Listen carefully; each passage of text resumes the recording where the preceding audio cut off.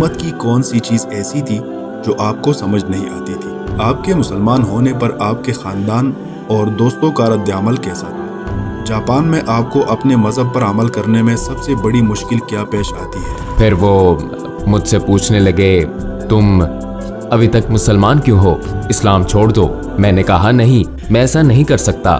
پھر بالآخر وہ کہنے لگے تم اب سے میرے بیٹے نہیں ہو۔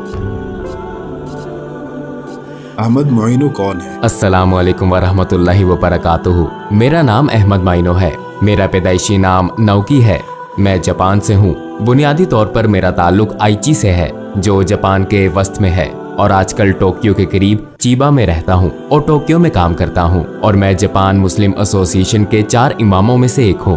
میرا نفس، میری انا، میری ذات تقریباً 13 سے 14 سال کی عمر میں بیدار ہوئی، اور میں خود سے سوال کرنے لگا میں کہاں سے آیا ہوں، میں کہاں جا رہا ہوں، اور میری زندگی کا مقصد کیا ہے۔ اور چونکہ میں جاپان میں پلا بڑھا تھا، قریب ترین مذہب جس کا ماحول میں نے پایا وہ بدھ مت تھا، تو میں نے سوچا کہ اگر میں بدھ مت مذہب اختیار کر لوں، خاص طور پر خالص بدھ مت طریقہ، تو میں اپنے سوالات کے جواب حاصل کر سکوں گا۔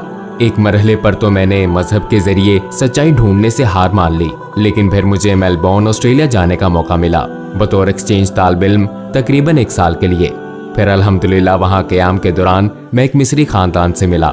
وہ میرے ساتھ بہت اچھے طریقے سے پیش آئے، چنانچہ ان کے ساتھ رہن سہن کے ذریعے ان کو جان کر اسلام کے خلاف میرا معتصبانہ نظریہ آہستہ آہستہ ختم ہو گیا۔ وہ کون سی بات تھی جس کی وجہ سے آپ حقیقتاً اسلام کے بارے میں مطمئن ہوئے؟ اسلام کی طرف آنے کے بعد کہ یہ وہی مذہب ہے جس کی مجھے ہمیشہ سے تلاش تھی۔ میں اپنے مستقبل کے بارے میں خوف و اضطراب میں تھا، کیونکہ میں ان لوگوں میں سے ایک تھا جو اسلام کو معتصبانہ نظر سے دیکھتے ہیں۔ تو میں جانتا تھا کہ اگر میں نے آخری قدم اٹھایا، یعنی مسلمان بننے اور اسلام اور مسلمانوں کی سرحد تک پہنچنے اور اس میں داخل ہونے پر، مجھے میری سوسائٹی جاپانی سوسائٹی میں کس نظر سے دیکھا جائے گا، مجھے بہت زیادہ عجیب و غریب آدمی سمجھا جائے گا۔ یہ آخری وجہ تھی جس نے مجھے آخری مرحلے تک آنے سے روکا ہوا تھا۔ لیکن پھر میلکوم ایکس کی فلم دیکھنے سے مجھے آخری قدم کی ہمت ملی اور میری حوصلہ افزائی ہوئی، الحمدللہ، کیونکہ میلکوم ایکس نے اپنی پچھلی زندگی ایک بدماش کے طور پر ہر قسم کی برائیوں کا ارتکاب کرتے ہوئے گزاری۔ پھر یہ دیکھنا کہ کس خوبصورتی سے اور کس قدر اس نے اپنی زندگی کو ایک مذہبی پیشوا جیسی زندگی میں بدل دیا، بہت سیدھے سادے انسان کی طرح۔ اور مزید یہ کہ حج کے مناظر دیکھنے سے جب وہ حج کے لیے مکہ گیا، جس سے وہ خود حیرت زدہ رہ گیا۔ کئی جگہوں پر بہت سے لوگ جمع ہوتے ہیں اس مقصد کے لیے کہ وہ فٹ بال کا میچ دیکھیں یا رقص یا موسیقی کی محفلیں، تفریح حاصل کرنے کے لیے، لیکن جو لوگ یہاں جمع ہو رہے ہیں، اتنے لوگ جمع ہو رہے ہیں ایک خدا کی عبادت کی خاطر۔ کیا اس تعریف سے بڑھ کر کوئی تعریف ہو سکتی ہے؟ میں نے کہا نہیں۔ پھر آخرکار مجھے یہ بات سمجھ آ گئی کہ مسلمان ہونے کا مطلب یہ نہیں ہے کہ آپ کو ڈرپوک انسان بننا پڑے گا۔ نہیں، مسلمان ہونا بہت خوبصورت تجربہ ہے، بہت عمدہ، خوبصورت اور زبردست۔ چنانچہ الحمدللہ میں نے آخری قدم اٹھایا اور اسلام قبول کر لیا۔ تو میلکوم ایکس کی فلم جس دن دیکھی، اسی رات میرا خیال ہے کہ یہ وہ وقت تھا جب میں نے اسلام قبول کیا۔ میں نے اللہ تعالیٰ کی طرف رجوع کیا، اپنے گھٹنے زمین پر ٹیک دیے اور پھر اپنی پیشانی فرش پر رکھ کر اللہ سے دعا مانگی۔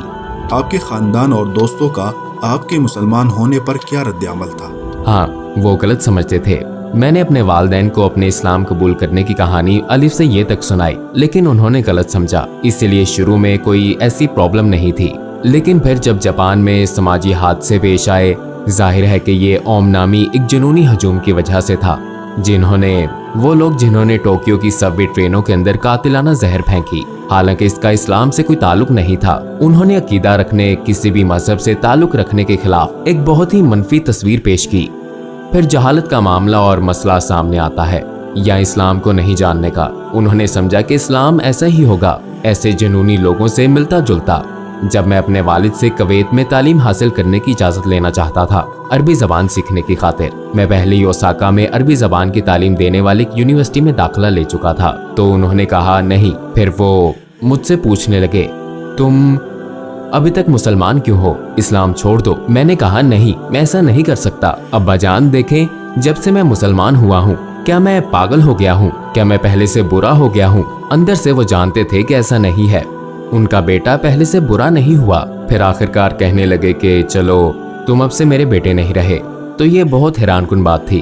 और फिर चूंकि मैं अभी भी पार्ट टाइम जॉब कर रहा था, लेकिन फिर भी किसी न किसी तरह अपने वालिदैन की कफालत में था, इसलिए मुझे अपनी जिंदगी गुजारने के लिए कोई और रास्ता तलाश करना पड़ा। फिर अगले दिन मैं कूबा शहर की मस्जिद में गया और अपने मसले के बारे में मिस्री इमाम से मशवरा किया। तो उन्होंने मुझे मिस्री सफारत खाने के नाम अजहर यूनिवर्सिटी में स्कॉलरशिप हासिल करने के लिए सिफारशी खत दिया। चनाचे मैंने वो खत मिस्री सफारत खाने को भेज दिया।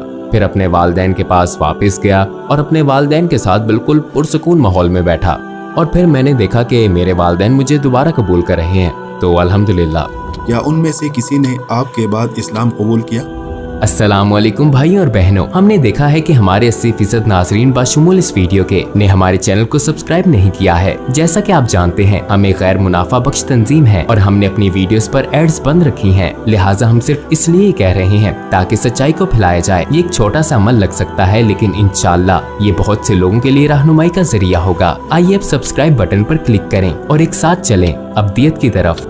बदकिस्मती से नहीं, मेरे वालिद जो इंतकाल कर गए, अगरचे मरने से पहले जो खत उन्होंने लिखा उसमें उन्होंने यहाँ तक कहा कि अगर मैं तुम्हारे साथ रहने लगूं, मैं किसी हद तक इस्लाम कबूल करने के लिए तैयार हो सकता हूँ, लेकिन मेरे खानदानी हालात ने इसकी इजाज़त नहीं दी।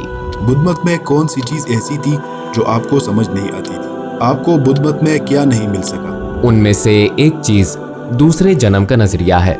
दूसरा जन्म हिंदुस्तान से शुरू होने वाले अकायद में से है, और जैसा कि आप जानते हैं बुद्ध मत हिंदू मत का ही जानशीन था। यहाँ तक कि खुद बुद्धा को हिंदू मत का इनकलाबी समझा जाता था। दूसरा जन्म ये मानना है कि आप में जान है, आप में रूह है, और ये रूह कभी मरती नहीं है और इस दुनिया में मुख्तलिफ शक्लों में मौजूद रहती है। आपके अमाल और आप क्या करते हैं, इसी की बुनियाद पर। तो पिछली जिंदगी में हो सकता है कि आप जानवर, कीड़े या कुछ और हों, और फिर उनके मुताबिक इस जिंदगी के बाद हो सकता है कि आप कोई और मखलूक बन जाएं। मुमकिन है आप इंसान हो या कोई दूसरी मखलूक हो। इस जिंदगी के बाद जब तक कि आप निर्वाण तक ना पहुंच जाएं, जब तक कि आप पूरी कायनात को सही तौर पर समझ ना लें और फिर दूसरे जन्म के चक्कर से बाहर ना निकल आएं, आप इसी तरह जारी रखें। यह है दूसरे जन्म का नजरिया। तो सवाल पैदा होता है कि फिर मुख्तलिफ जमानों में लोगों की तादाद तो मुख्तलिफ रहती है, तो अगर आप कहते हैं कि रूह की शक्ल में तुम जिंदा रहते हो, फिर दोबारा जन्म लेते हो और बार बार जन्म लेते रहते हो, तो आप इनको बराबर कैसे कर सकते हैं? और सबसे बड़ी वजह जिसने मुझे एक राहिब बनने से रोक लिया, वो मुकम्मल तौर पर मजहबी और रोजमर्रा की जिंदगी को अलग कर देना था। हाँ, वो मुकम्मल तौर पर मजहबी जिंदगी और रोजमर्रा की जिंदगी को अलग अलग करार देते हैं, तो वहाँ आपको तजादात नजर आते हैं।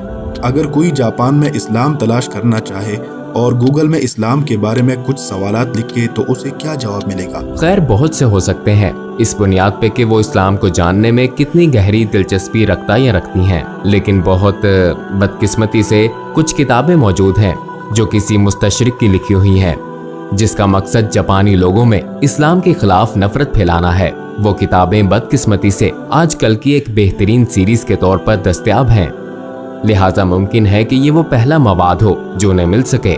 जापान में आपको अपने मजहब पर अमल करने और बतौर मुसलमान जिंदगी गुजारने में क्या मुश्किलात पेश आती हैं? फिलहाल मैं कहूँगा ताउन करने वालों की कमी।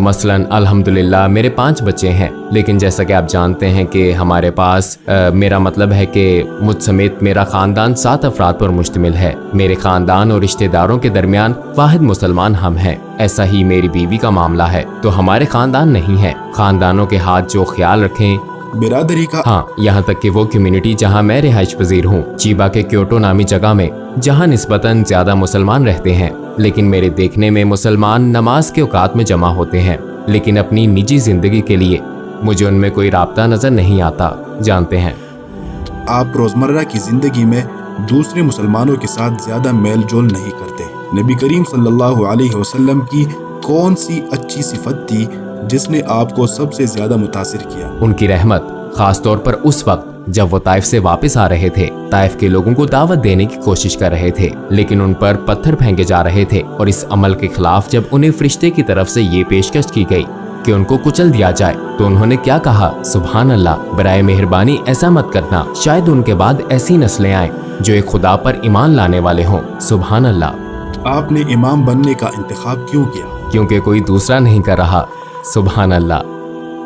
मुसलमान होने के बावजूद बहुत कम ठहरते हैं। बहुत से लोग हैं जो कलमा शहादत का तलफ्फुज कर लेते हैं, लेकिन अल्लाह जानता है, अल्लाह ही जानता है वो इसके बाद कलमा शहादत के बाद कैसे बन जाते हैं, क्योंकि कोई बकायदा निज़ाम नहीं है जो गिरने के बाद उनकी देखभाल करे। जानते हैं कोई भी नहीं। और वो खास तौर पर वो लोग जो जापान के बाहर से आते हैं, वो लोग जो दावती सरगर्मियों में पुरजोश हैं, वो लोगों को दावत देते हैं और फिर जब वो देखते हैं कि लोगों ने कलमा शहादत पढ़ लिया तो वो दूसरे अहदाफ के पीछे चले जाते हैं, नए लोगों की परवाह किए बगैर। मुसलमान होने के बाद जब मैं भी बहुत छोटा था, मेरे सीनियर्स में इस्लामी अलूम के फारिगुल तहसील अफराद की तादाद बहुत कम थी, लेकिन क्योंकि मुझे लगता है कि ये भी एक वजह है जिसकी वजह से मैं इन सरगर्मियों से दूरी महसूस करता था। आप जानते हैं कि मैं टोक्यो में नहीं रह रहा था, इनमें से बहुत से टोक्यो में थे और इनकी बहुत कम सरगर्मियां मुझ तक पहुंची, मुझ जैसे लोगों तक पहुंची।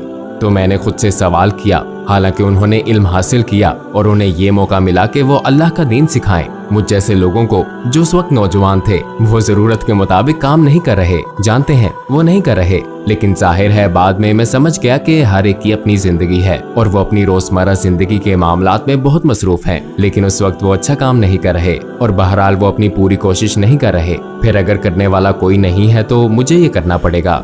आपके ख्याल में लोगों के इस्लाम पर इस कदर शिद्दत और सख्ती से तनकीद करने की क्या वजह है? यहाँ तक कि जापान में भी इसके नताइज नजर आते हैं। मेरे ख्याल में इसकी एक वजह यह है कि वो जानते हैं, वो समझते हैं कि इस्लाम सच्चा दीन है और क्योंकि वो अपने अंदर फौरन समझ आते हैं इस्लाम को सच जानने और पहचानने के बाद, वो जानते हैं कि उन्हें इसे कबूल करना होगा। लेकिन अगर वो इसे कबूल कर लें तो ये उनको बोझ लगेगा, तो वो नफरत के साथ इसके खिलाफ काम करते हैं, क्योंकि आप जानते हैं इस्लाम की हदायत और तालीम के बगैर हमारा नफ्स हमारे खिलाफ बहुत मोटा, बड़ा और ताकतवर बन जाता है। क्या आप मजीद कुछ कहना चाहेंगे? जरूर। तमाम भाइयों और बहनों से दरख्वास्त है कि मेरे लिए और मेरे खानदान के लिए दुआ करना ना भूलें, और ख़ास तौर पर मेरी वालिदा और मेरी बीवी की वालिदा के इस्लाम की, और मेरे रिश्तेदार भाइयों के लिए और सबके लिए। आप जानते हैं हमारे जैसे हालात वाले लोग, मुझ जैसे बहुत से इस्लाम कबूल करने वाले लोगों के वालिदैन अभी भी मुसलमान नहीं हैं, तो हमारे लिए दुआ करें। शुक्रिया। जज़ाकल्लाह खैर।